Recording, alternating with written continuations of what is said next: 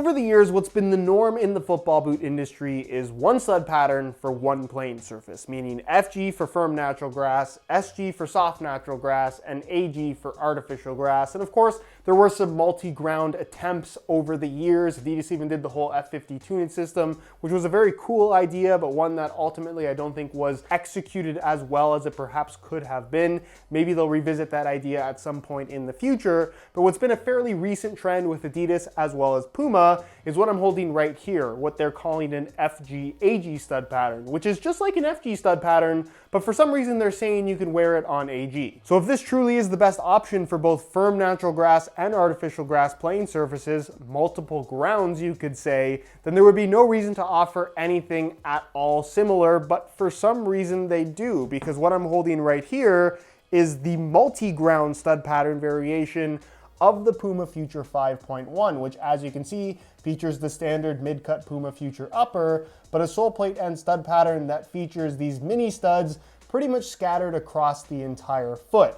Of course, this being a multi-ground stud pattern, you can use it on both firm natural grass and artificial grass, which would also make it FG AG. Do you now see why I feel the need to call out everything that the big brands do? Because they really just make stuff up. In today's video, I want to talk about why this is actually an FG stud pattern and why this is actually an AG stud pattern, even though they are not branded as such. We're also going to take a closer look at this version of the Future 5.1 in general, because I've never featured them on the channel before. And honestly, as an AG specific layout, or even for use on really hard ground, I think that this is an excellent option. In fact, one of the very best in terms of the stud pattern on offer. So if you want to learn more about these, including how they fit and feel on feet, please stick around, watch the entire review. And if you're interested in a pair of these Futures with the MG stud pattern, as of right now, it's only available in Europe, but there will be a link on the review page of my website, which you can access by clicking the little pop-up in the corner of the screen, or the first link down below, where you'll find a buy it now link where they're available at about 170 euros,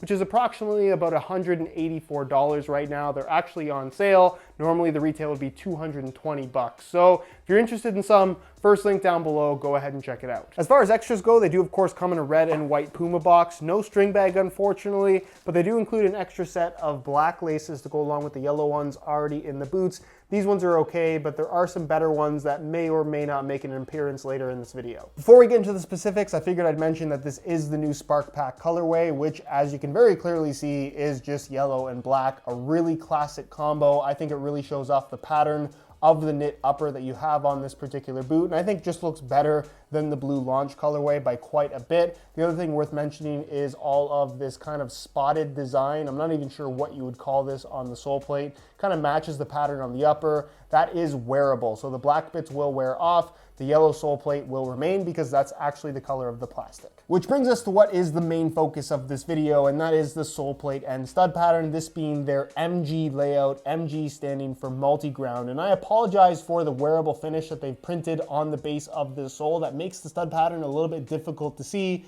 but hopefully you can make it out in the video. It's made up of these tiny little conical studs that are scattered pretty much across the entire forefoot and heel. The only break in the studs is for the Puma logo that is debossed in the midfoot.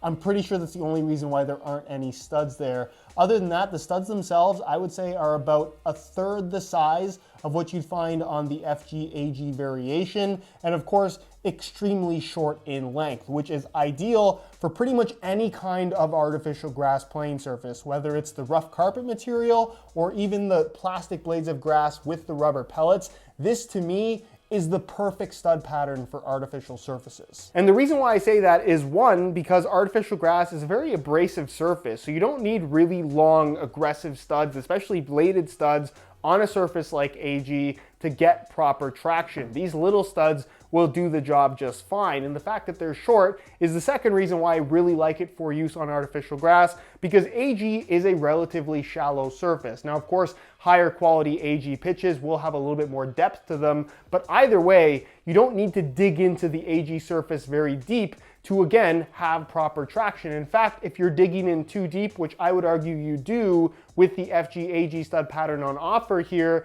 that could result in some pretty serious injury from simply having too much traction. I know that there are plenty of people that wear this stud pattern on artificial grass and have never gotten hurt. I am one of those people, but trust me when I say that you are putting yourself at a higher risk of injury by wearing something like this versus something like this. If you only play on artificial grass once in a while, I don't think that you need to run out and buy something like this. But if you pretty much play on artificial grass almost exclusively or very regularly, I would definitely recommend having something like this. Along with not having the cling of a stud pattern like this on an AG plain surface, because you have so many studs scattered across the bottom of your foot, the pressure is very evenly distributed, where I've always found when wearing this on artificial grass, especially when it's warmer outside, the soft plastic allows for some pretty legit stud pressure, which is not something that I've ever been a fan of on any kind of football boot. Is it manageable? Yes. And again, if you're only wearing the boots on AG once in a while, I don't think it's going to be that big of an issue for you. But if you regularly play on AG,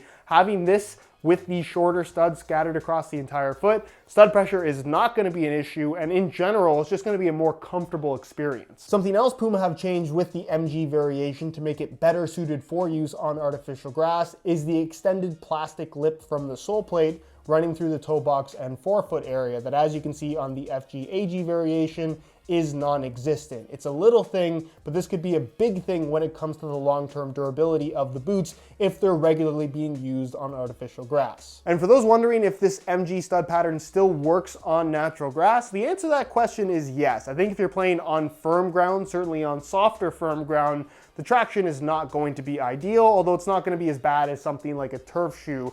I would say that for natural grass use, this is what I would personally use on really hard ground. And there aren't really that many great hard ground options out there. Most of them are just FG stud patterns with shorter studs that I would personally recommend. But something like this, especially if stud pressure is something that you commonly run into as an issue, I think would be an ideal layout. There is one downside though, and that is the weight of the MG variation versus the FG AG version. In a size 9.5 US, and I'm going to show you both in real time, you can see that the FG AG variation weighs in at 7.9 ounces, the equivalent of 224 grams. If we change the scale back to ounces and we throw on the MG version, again, same exact size, you can see that they weigh in at 9.75 ounces, the equivalent of 277 grams, which is a significant weight difference, a little over an ounce, which is a noticeable amount of weight, but I still stand by this. If you're regularly playing on artificial grass, you should definitely go for that MG variation. As far as everything else is concerned, it's the same as the FG AG variation of the Puma Future 5.1, which I think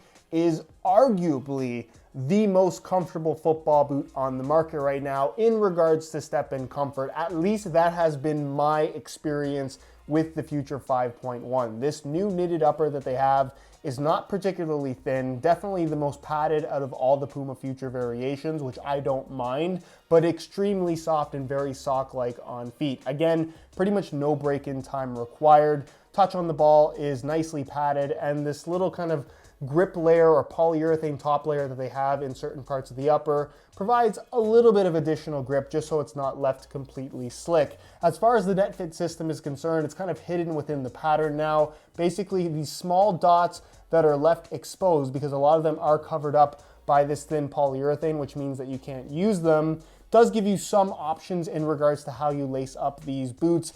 But honestly, it's at a point now where the Netfit system might as well not exist. Personally, I've pretty much been wearing the boots almost as they're laced out of the box. It's not my favorite aspect of this new Puma Future. I really think that the Netfit system is something that's been really cool on past Puma Future models. It's just not something that has been a highlight on this new variation, which is a bit of a shame, but I don't think hurts the overall performance of the boot in any way at all. And as far as wearing them laceless is concerned, I think that the volume that you have through the midfoot does not make this a great laceless option, but if you have them and you want to try them without the laces, be my guest. I just don't think that the lockdown is very good. You're simply making the boots worse. The mid-cut variation is pretty much just a low cut with an extended kind of knitted collar. It's very stretchy and elasticated. You don't really notice it when you're playing in the boots. Some people think it looks cool. Some people think it looks awful. I kind of don't really have an opinion. I don't mind it, to be honest. And then internally, you're going to find an internal plastic heel counter and a really nice synthetic suede lining material through the heel. Plenty of padding, again, locked down with the laces tied tight,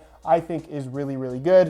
And then as far as the insole is concerned, that is fully removable. And again, the same as the regular version of the boot, this really soft material on the surface. It's made from a single layer of this red foam with some perforated yellow foam inserts in the heel as well as the forefoot. So as you can see, I have swapped out the stock yellow laces for some black reflective SR4U replacement laces. And I know what you're about to say, it already comes with black laces, but these ones are reflective. And I've never mentioned this in a video before, but SR4U laces are also FG AG. If you're interested in changing up the style of your boots in a very inexpensive way, SR4U laces are a great way to do that. And they're available at www.sr4ulaces.com. There'll be a little pop-up on screen as well as a link down below in the description. So if you're interested in some for yourself, be sure to go ahead and check that out. On feet, I'm a really big fan of how the Future 5.1 feels. Like I mentioned earlier, I really do think that this is one of the most comfortable football boots out of the box. The knitted upper feels very premium. It's soft, it's flexible, it has the perfect amount of padding in my opinion.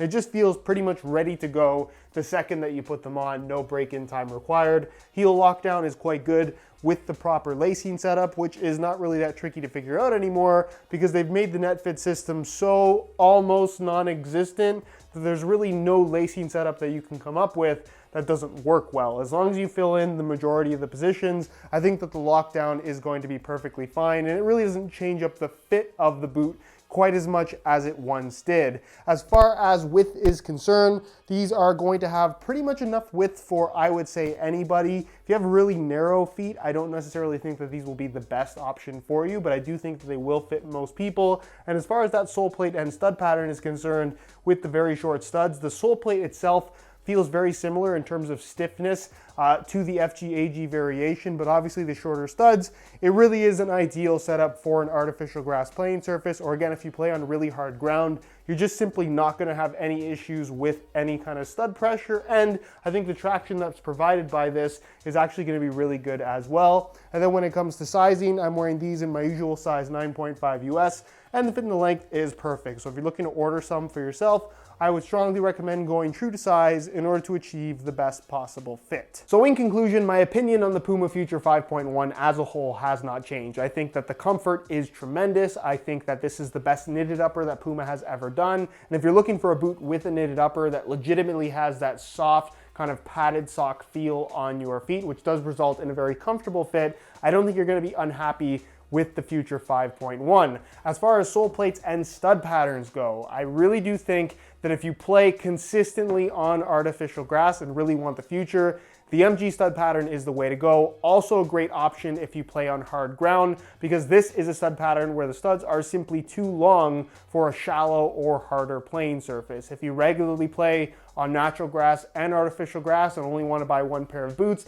I definitely think that the FG AG version is the one to get. But ideally, this is a true FG stud pattern and this is a true AG stud pattern. If you want the best performance, comfort, and general durability on both surfaces, you would ideally want one of each. Anyways, guys, that's it for my review. Hopefully you enjoyed the video. If you did, be sure to support it with a like. Again, if you're interested in some of these for yourself, they're available in Europe only as of right now. Not sure if that'll change in the future, but you can check the first link down below. That's going to take you to the review page on my website, where they're available for about $184, with, of course, international shipping available. If you're wondering how much that costs, go through the checkout process and it'll give you a shipping estimate. Of course, the currency will also convert during the checkout process. If you have any questions, as always, leave it down below in the comment section. I'll do my best to get an answer out to you. If you're not subscribed already, make sure you hit that subscribe button along with the little bell notification so you get notified when the next new video goes live. You can find all of my social media information linked down below in the description as well. Other than that, guys, thank you so much for watching, and we'll see you in the next one.